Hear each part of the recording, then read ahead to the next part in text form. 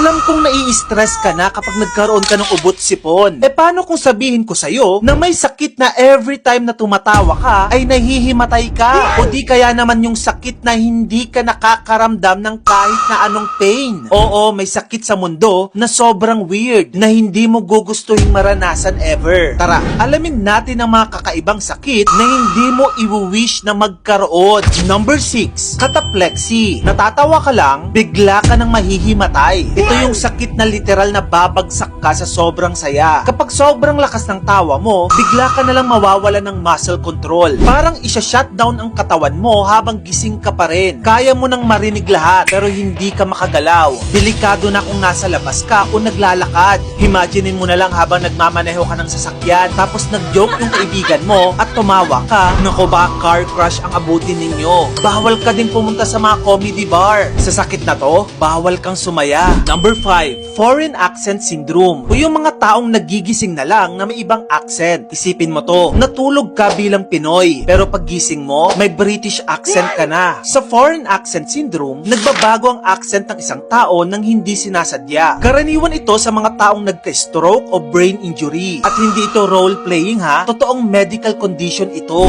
Number 4, Alice in Wonderland syndrome. Lahat, mali ang sukat. Sa Alice in Wonderland syndrome, parang naka-zoom in o zoom out ang utak mo. Halimbawa, kapag tinignan mo yung kama mo, parang lumiit. O kapag tinignan mo yung kamay mo, ang laki na ng tingin mo dito. Hindi hallucination yan, kundi brain glitch na related sa migraines o epilepsy. Pwedeng magtagal ito ng ilang minuto na parang optical illusion. Number 3, Cotard's delusion. Yung pakiramdam mong patay ka na. Ang Cotard's delusion o kilala rin bilang walking corpse syndrome, ito yung sakit na pinaniniwalaan mong patay ka na. Wala ka ng organs o hindi ka na nag-i-exist. Kahit buhay na buhay ka, kinonvince ka ng utak mo na zombie ka na. Connected ito sa matinding depression at schizophrenia. Number 2, anosmia. Wala kang pang-amoy. Okay lang sana kung may sipon ka, no? Pero kapag anosmia, wala kang maaamoy. Kahit toyo, sinigang, o durian pa ang pagkain mo, hindi mo ito maaamoy. Minsan dahil sa injury or illness tulad ng COVID. Meron din namang mga tao na ipinanganak na may anosmia. Ang isang halimbawa, si Andrea Brillantes. Never siyang nakaamoy sa buong buhay niya. Number 1, CIPA o walang pakiramdam sa pain. Ang CIPA or congenital insensitivity to pain with anhidrosis, ito yung kondisyon na wala kang nararamdamang pain. As in kahit mapaso ka, may sprain, mabalian ng buto, walang kirot. At hindi lang yan. Yung iba, hindi rin nagpapawis. Kaya kapag uminit ang katawan mo, wala kang defense system. Sounds cool ba? No. Alam mo kung bakit? Imaginein mo to kapag nasunugan kayo ng bahay. Hindi mo alam na nasusunugan na kayo kasi hindi mo naman nararamdaman yung init. Sobrang dangerous. Grabe no? Hindi lahat ng kakaiba ay cool. Yung ibang sakit, dangerous at life-threatening talaga. Kung gusto mo pa na magayto pang klaseng content, dito lang yun sa channel ko kaya follow ka na. Yun lang, maraming salamat sa panonood.